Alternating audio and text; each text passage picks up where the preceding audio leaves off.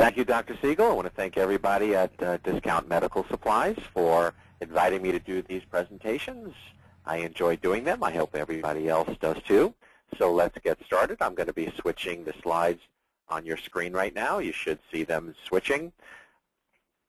Today's topic is DC, MD, PT integration. I'm going to go over the basics of the setup and some of the most common codes that are used in a typical DC, MD, PT integrated practice.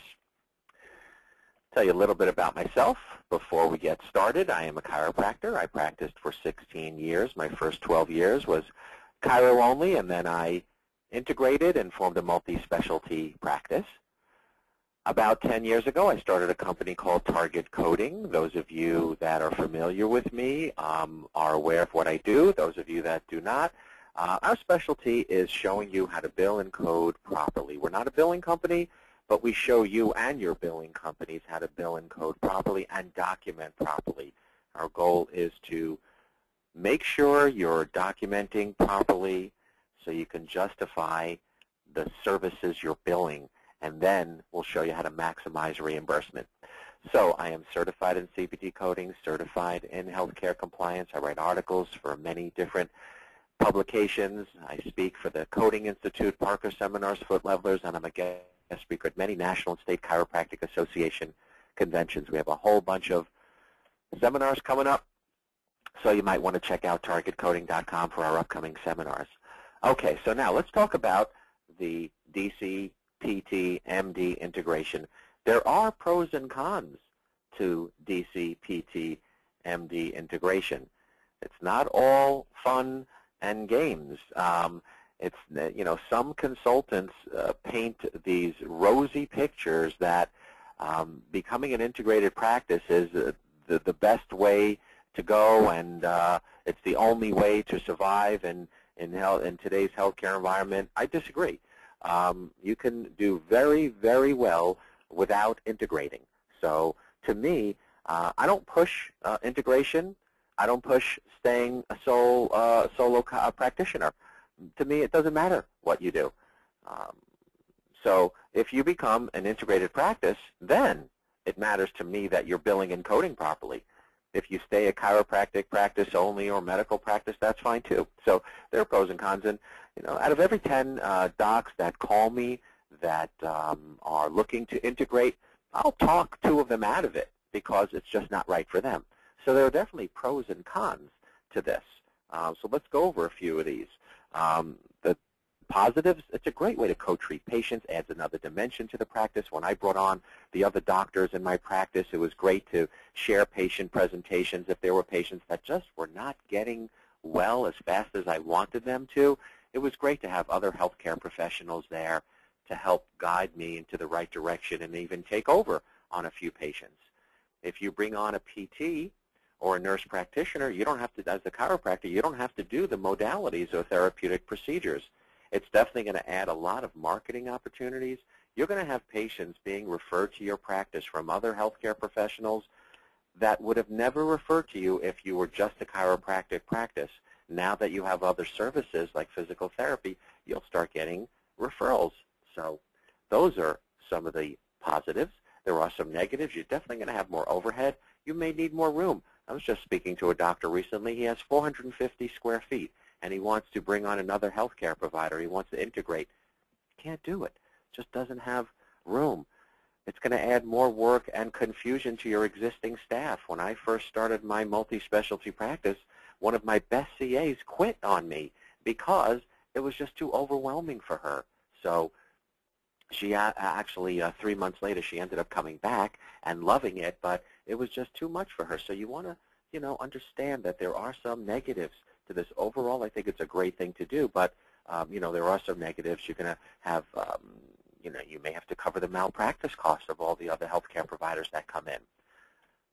Now, how do you go about finding clinical staff members like MDs, PTs, DCs, PTAs, NPs? When you see NP, that's nurse practitioner. So think about that. How are you going to find these healthcare professionals? Well, one of the easiest ways to do this is just ask your patients. and it's free. You don't have to pay, like putting an ad in the classified section of the newspaper. You could just ask your patients. They could be your best resource. Check the local professional schools. There are hundreds of physical therapy programs out there. There are hundreds of nurse practitioner programs available. As far as chiropractic colleges, there are about 20 in the country. There are hundreds of PT programs, so you should be able to contact some of these schools. They may have a job placement department. Call your local medical offices and physical therapy offices. Check your local hospital website. Do a physician search. That's how I found one of the doctors that worked for me. He was the local chief of internal medicine at the local hospital. Contacted him. He was interested in working with me.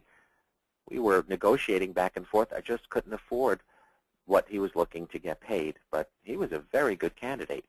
There are also placement agencies. If you're interested in a placement agency, please send an email to amy@targetcoding.com, amy@targetcoding.com. We'll give you the name of a staffing agency that could help you find a PT or a PTA or a nurse practitioner or an MD or an associate chiropractor.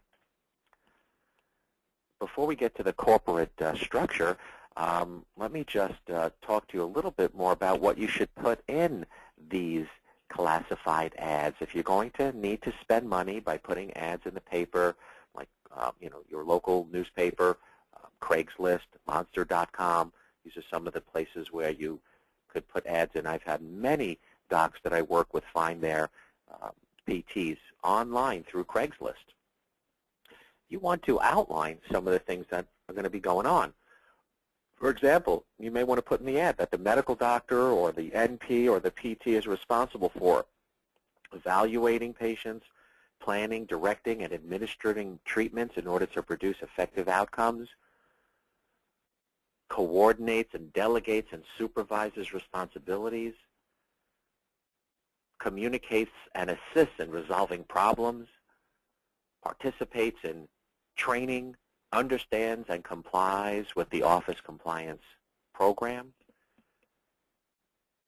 Obviously, you want your medical doctor, your NP, your PT, your PTA, your associate doctors to all know the clinical rationale and how to administer modalities, therapeutic procedures, orthotic devices, DME, and knows how to instruct patients on home care instructions. You want all clinical staff members to evaluate patients' response to treatment and progress towards goals. Anybody you bring on, they need to know your computer software program for documentation purposes. I'm working with some offices now where the chiropractor is using one software program. The MD is coming in and using a different software program. The physical therapist is handwriting her notes. Everybody's all over the place. Let's get everybody together on one software program. In the ad, you may want to put something like experience is desired but not required. In some areas of the country, it's very hard to find a physical therapist or a nurse practitioner, so try and get as many potential candidates as possible.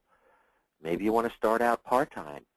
Is speaking another language important? You may want to indicate that a background in sports injuries or post-surgical care would be important. And then you may want to just add a little information about your particular practice. It's a great position to work with a great company. We emphasize high-quality care and professional growth. You want to offer health insurance and continuous education packages. Many of the docs I work with, you have to get a PT or a PTA that knows and has experience with manual therapy and deep soft tissue work. You want to mention in the ad that it's a pleasant working environment, state-of-the-art facility, competitive benefits and wages. These are a few of the things you should use in your ad. Now, again, you may want to start out part-time. You want to put the salary right in the ad? Great. You want to put in the hourly salary or the yearly salary? Go ahead. Do you offer profit sharing, benefits? These are all ideas that you could put in your classified ads. And then you want to end the ad by saying send your resume and references via email or fax. You don't want to have 50 or 100 phone calls coming in. It's too time consuming. You can review the emails and faxes, and you could use that as a pre-screen and then contact the people that you think would be best for your position that you have available. Now, sometimes I get asked, well, why would a medical doctor want to work for a chiropractor? Why would a physical therapist want to work for a chiropractor? Well, good question, right? Well, I could tell you the answer. These other healthcare professionals, they may not be interested in running their own business anymore. They may have had a business and they don't want to do it anymore. I'm sure those of you in practice for 15, 20, 25 years, some of you might be, you know what, I don't want to run my practice anymore. I just want to be an associate. Could show up at 9 o'clock, leave at 5 o'clock. Yeah, some people would prefer just to be a regular employee and not have to worry about all the headaches that come along with running a business. So that's why they may want to work for you. Maybe they only want to work part-time. Maybe they don't like the hospital setting. Maybe they're just looking for more experience by working for you. You ever have an associate doctor work for you? They're not there for the long term. They're learning as much as they can so they could open up their own business. That's okay. Maybe the medical doctor is not entrepreneurial. The physical therapist just doesn't like new patient marketing, But once you find a medical doctor or an NP or a DO or a PT to work for you, try to find one that's chiropractic friendly. Explain how you manage a typical case and see if they're in line with what you want to do. The next thing that you need to think about when you bring on an MD or PT, an NP, even another DC, is get them credentialed, NPI numbers, Medicare P10 numbers. This is all part of creating and running and overseeing and managing a multi-specialty practice. Most of the multi-specialty practices that I work with, the chiropractor is the captain of the ship, because the chiropractor typically has the most business sense, is the most entrepreneurial, is the rainmaker, better than most MDs and PTs. So the chiropractor is going to need to coordinate all the Medicare P10s, get everybody on the plans if you want, credentialed. You're going to have your CA maybe get everybody credentialed, get everybody's malpractice policies in place. You may want to contact the existing plans, notify them of the new providers. If any of these providers are existing Medicare provider numbers, you have to get that Medicare 855R form filled out for a reassignment of benefits. So, you want to make sure you're aware of all the in-network rules on multi-specialty practices. Now, I mentioned nurse practitioners. These are wonderful individuals to have part of your team. Nurse practitioners, NPs, they've been providing acute and specialty health care to patients of all ages for nearly 50 years. They can assess typical neuromuscular skeletal conditions such as headaches, neck pain, back pain, disc problems, and other common conditions like chronic fatigue and diabetic neuropathy. They can manage weight loss programs. They can order DME as well as perform and interpret many diagnostic tests. They could initiate care plans, administer common procedures like traction, ultrasound, therapeutic exercises. Now, they have to complete a master's or a doctoral degree. That's advanced training beyond their registered nurse degree. There are about 155,000 practicing nurse practitioners in the U.S., so you should be able to find one. Their average salary is about $80,000. They're licensed in all 50 states, so consider bringing on a nurse practitioner. Now, let's talk about the corporate structure. The corporate structure. Before I get that, I just have to read this disclosure. The following corporate structure information is for educational purposes and is not intended to be and is not legal advice. The laws, rules, regulations regarding the establishment and operation of a healthcare facility vary greatly from state to state and are constantly changing. Target coding does not engage in providing legal services. If legal services are required, then you have to get an attorney. Regardless of your corporate structure, you must contact a healthcare attorney prior to seeing patients in your practice to discuss your corporate structure options. Even if you're an existing integrated practice, we strongly recommend you consult with a healthcare attorney to discuss your present corporate structure. So it basically comes down to three options. You are the employee, and then, you as the employer, and then you hire other healthcare professionals as employees. Next is partnership. You can become a partner in some states with another healthcare professional, and you could also bring on other healthcare professionals as independent contractors. So let's go through each one. Let's start off with the employer-employee. Okay, so you're the employer. You hire a medical doctor, a physical therapist. In some states you can, in some states you can't. I'll give you a couple of examples. In the state of New York, chiropractors cannot hire a medical doctor.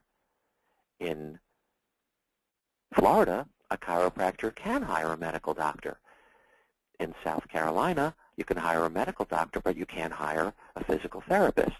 In New Jersey, you cannot hire an MD, but you can co-own a corporation with a medical doctor. In Kentucky, you could hire a medical doctor, but you can't hire a physical therapist. Physical therapists cannot hire chiropractors in Kentucky. So you see how this can get very intense.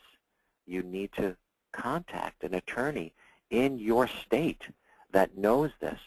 This can get very complicated, and if it's not set up properly, which hundreds of doctors have been set up incorrectly, it can cause major problems financially, fines, penalties.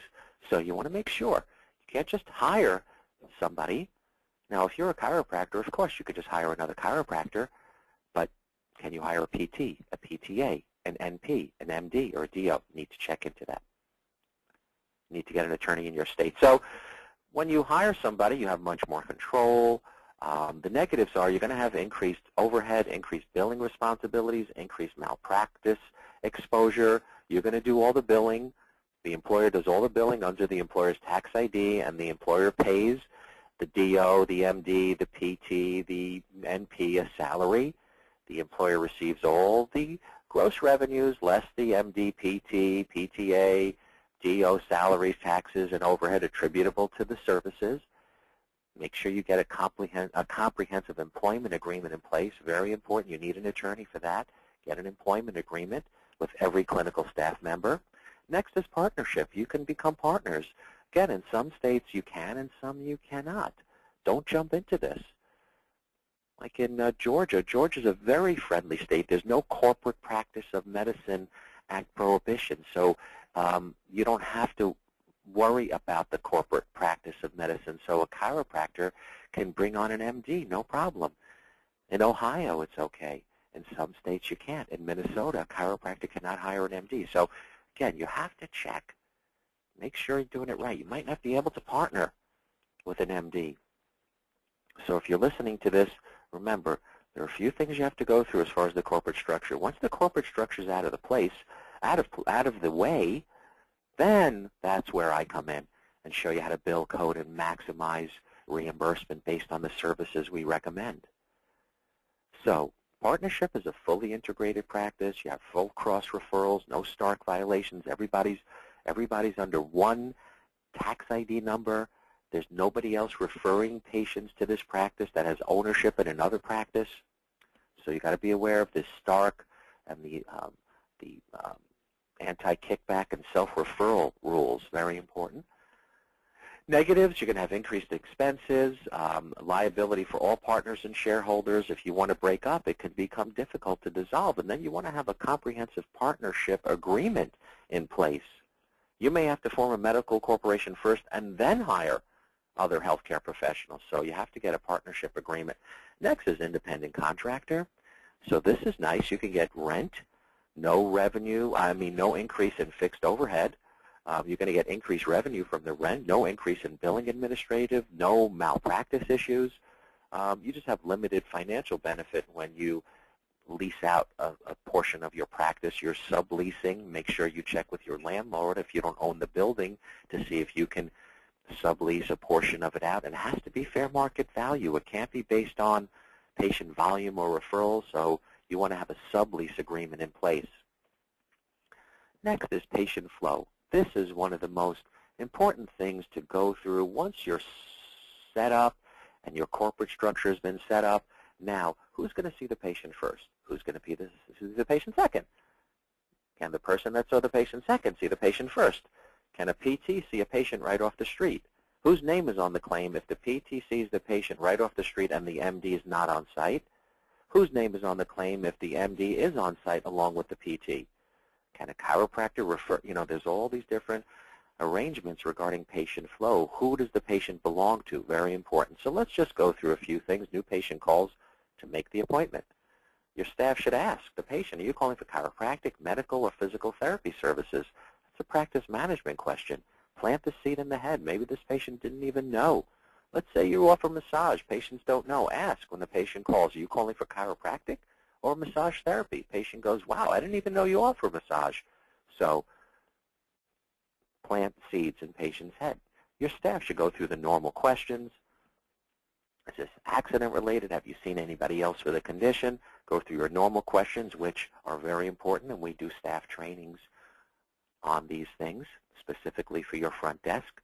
The people on the front line answering the phones, they have to be trained properly, make sure patients are brought in properly and all the information is gotten on the phone. And once the patient walks in, patient fills out a health history form. Make sure you have financial information on the form. Example, please understand your insurance is an agreement between you and your insurance company, and all services rendered to you are ultimately your responsibility. The patient fills out the form. Now, who's the patient going to see? They're going to see the MD first, PT first. Medicare allows a patient to see the PT first without a medical visit. Who's going to see the patient first? In most cases, it's the chiropractor. So if the chiropractor is going to see the patient first, chiro needs to do a history, exam, go through some decision-making, come up with a diagnosis, establish a plan of care, create goals, list the services that are going to be rendered to include the clinical rationale, writes up a treatment plan. Now, after this, the DC says, you know what, Mrs. Jones, I think you can benefit from physical therapy. Now the DC should complete a PT referral or order form. Again, this may or may not be okay in your state. In New Jersey, this is okay. In New York, it's not. In Minnesota, it may be okay. In Arizona, I don't think it is. In Virginia, it is. So, again, you have to check. It may be okay today, the day you're listening to this presentation, and next week the rules can change. I know a few states right now that there's legislation in the capital of the state that are changing some of the rules on this. So today it could be okay, next week it might not, or vice versa. Today it might not be okay, and the rules may change next week. Some states, they don't even have a ruling on it. Some states say, well, we don't know if it's okay or not okay. Now, if you're going to refer the patient over to the PT, obviously, as a chiropractor, you cannot do this. You cannot refer or order PT on a Medicare patient as a chiropractor. So this is not something you would do on a Medicare patient, but all others, if your state allows it, you would create a referral order form for the PT.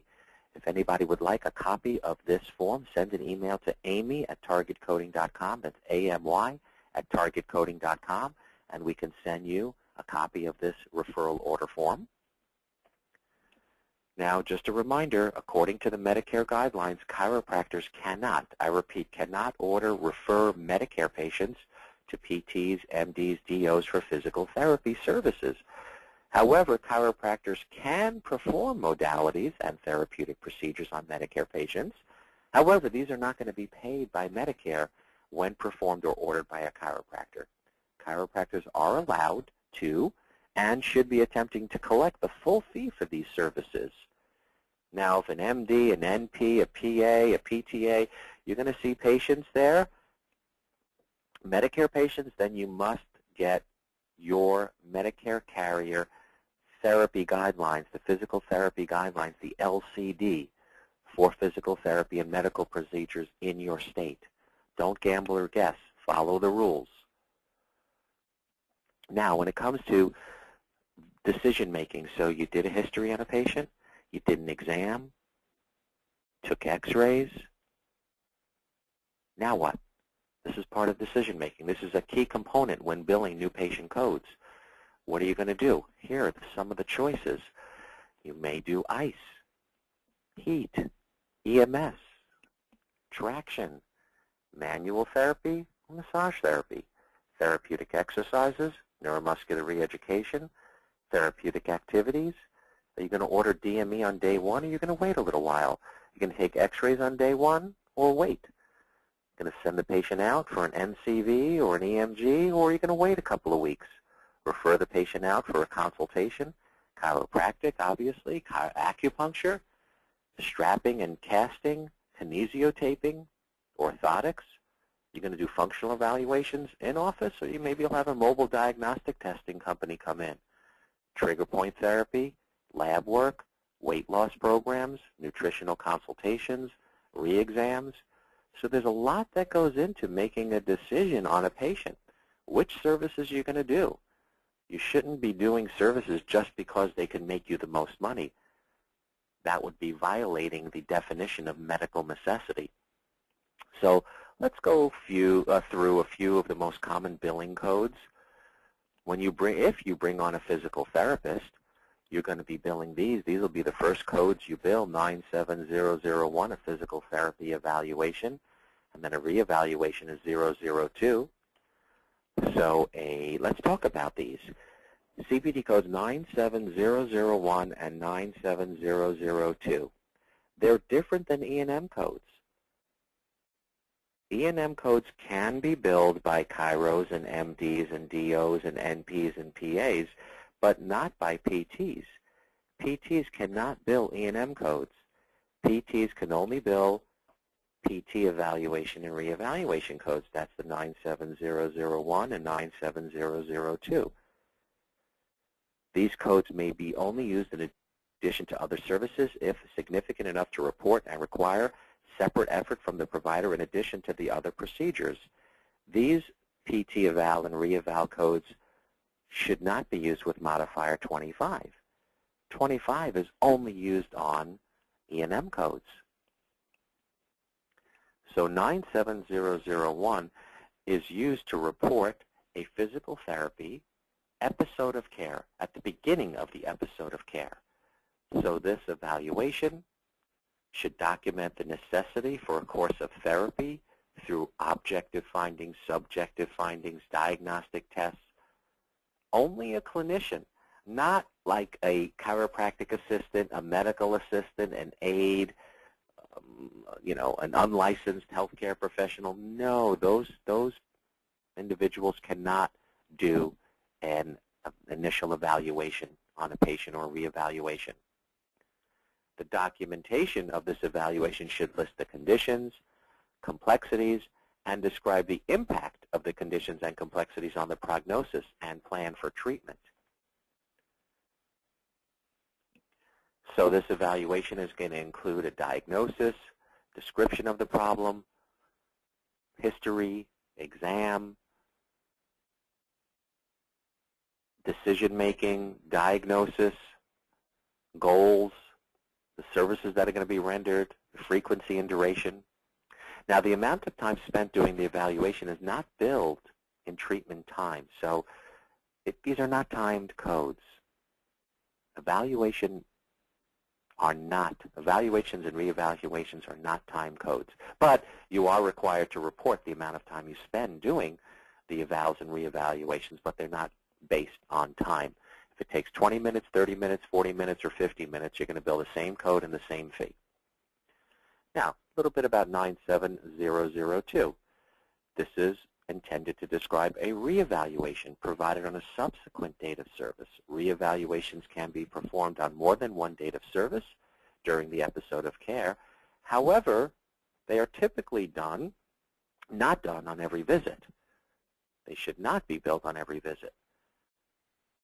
Reevaluations usually focus on the current treatment, and they're not as extensive as the initial evaluation. Continuous assessment of the patient's progress is part of ongoing therapy services and is not payable as a reevaluation. So a reevaluation is not a routine situation. You don't do it on every visit. Why would you do a reevaluation? New findings, change in the patient's condition, they're not getting better as fast as you would like. A reevaluation could be done prior to planned discharge. Again, reevaluations are not billed based on minutes. So the pre-service work for a new evaluation includes coordination or discussion with other team members, review of any records, tests. Intra-service work involves examining the patient, performing the service, obtaining data, organizing and interpreting the data. And then the post-service work includes documenting what was done and maybe communicating what's happening with the patient with a caregiver, a relative, an aide, talking to this patient's family member about patient's home care instructions. And with 97002, the reevaluation is pretty similar. Pre-service work, obtaining information, speaking to other healthcare professionals. Intra-service work is examining the patient, reevaluating their situation, organizing and interpreting the data, developing a new plan of care. Post-service work, that's when you're going to document everything that was done, and you may have to communicate with the patient's caregiver, aide, family member. Now, let's go through some of the common modalities: hot and cold packs, traction, unattended stim, all the modalities you see on your screen. These are non-time based. Constant attendance is not required, even though they're considered supervised modalities. You don't have to stay with the patient. Supervised meaning personal supervision, not direct, not general. So you don't have to be in the room with the patient, but you cannot be in another building, cannot leave the office. So you have to be somewhere in the office, and you could have someone else performing these services. Or you can put the patient on hot packs, traction, electrical stim, and you can walk away. You don't have to stay with the patient. They're unattended, and they're not timed.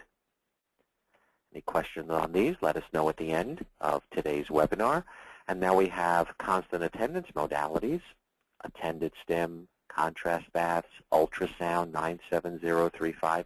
That has to be constant attendance. You have to give the, you have to use the ultrasound transducer on the patient. So these are attended therapies. These are timed codes. Check discountmedicalsupplies.com for electrical stim machines and ultrasound devices. And now we have the therapeutic procedure services. These are different than modalities. Therapeutic procedures are not based on a device. They're based on your intended outcome. So we have therapeutic exercises, neuromuscular reeducation, aquatic therapy with therapeutic exercises. That code, the patient has to be in a water environment, gait training, massage. We have an unlisted therapeutic procedure, manual therapy techniques. Any questions on these, please send your questions in to Discount Medical Supplies, or you can send your questions directly to info@targetcoding.com. Remember, this is a introduction. This is a 40-minute or so webinar. We don't have time in this setting to go through all of these codes in detail, so just giving you some basic information. Again, these are timed codes. They could be billed in units. One unit is 8 to 22 minutes. This is according to Medicare. One unit is 8 to 22 minutes. 2 units is 23 to 37. 3 units is 38 to 52. 4 units is 53 minutes to 67 minutes. These are the Medicare guidelines. You may be in network with a plan that requires each service be done for 15 minutes. And if it's not done for 15 minutes, you may not be able to bill it at all, or you may have to put a 52 modifier. You may have to lower your fee. So you have to check with the plan. Part of compliance, which is what we emphasize strongly at Target Coding, means you have to follow the insurance company policy guidelines. especially if you're in network. Manual therapy, if you're a chiropractor listening to this presentation, remember manual therapy has to be done in a separate anatomic site than the chiropractic adjustment, or else you won't get paid. If you're performing services in an open setting, group therapy, 97150 is important. Therapeutic activities is considered the ING code, I-N-G, as it relates to bending, lifting, reaching, standing. Very different than 97110. A lot of people get confused on the difference between therapeutic exercises and therapeutic activities. 97535 is a very good code where you could show patients how to do things at home. Home care instructions are very important. When it comes to billing out for PT services, you want to be able to prove that you're giving the patient home care instructions. Physical performance test is an excellent way to do a functional capacity evaluation on a patient to see what type of exercise they can do. It's also great to be able to monitor a patient's progress. A few other items that are seen in many multi-specialty practices are NCVs and EMGs and trigger point injections, just to name a few. So let's go through a few of these. First of all, these codes that you see coming up on your screen have been deleted. As of December 31st, 2012, when the clock strikes midnight on December 31st, 2012, these codes will be deleted. Bye-bye. No more 95900, 95903, 95904, 95934, and 95936. Those codes are being deleted or have been deleted. Make sure that you're aware of this. If you're using these in your practice or if you're using an outside diagnostic testing company, 95905 is still in effect. Now, the new codes that are in place for NCVs are 95907 through 95913. Those are the new NCV CPT codes. Now, again, if you're billing insurance, you should be aware of that particular insurance company's policy. Here's an example of Aetna's policy on NCVs. This is just one page. I think it's about 15 pages of information. And it tells you what they feel is necessary, what they would want to see, what's not medically necessary for certain things regarding NCVs. So you should read these policies and be aware of them. Next, we have EMGs, needle EMGs. Please make sure if you're using like the subluxation station or the other companies, trying to think of the other company that does, dynamic EMGs, so Myovision. So subluxation station, Myovision, a few companies that sell surface EMG. You cannot bill needle EMG codes. There's so many doctors that I've seen billing needle EMG codes when they're using surface EMG. They're getting paid. One little audit on that, you're going to have to give all the money back. These are needle EMG codes. You're penetrating the skin. These are painful. These are messy. I've had these done in my practice. Patients are not happy when they're finished getting a needle EMG.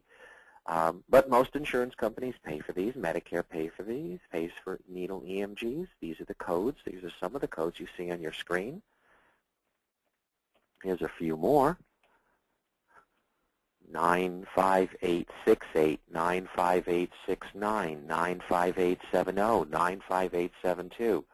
So just from a compliance standpoint, if you have a medical doctor in your practice doing these, make sure the medical doctor knows what these are. Send your medical doctor to a course on electrodiagnostics. Maybe you want to bring in a company Maybe you want to bring in a local chiropractor that's certified in electrodiagnostics, a certified electrodiagnostic technician, a chiropractor that's board certified in neurology. These are some of the companies that can come in and do these tests on your patients. If you're going to have any outside company come in, make sure your lawyer reviews the agreement. Make sure your state board has given you the blessings that you can do it. Here's some more needle EMG codes. 95885, 95886, 95887. Next, trigger point injections. Very effective service. Here are the CPT codes 20550, 20551, 20552, and 20553. Check the policies on the patients that are coming in, the patient's insurance policies. Check the fee schedules. Find out if the particular provider that's performing them is allowed to perform in your state, is credentialed through the plan that you're billing. And these can be very, very effective, and they can be a great income resource.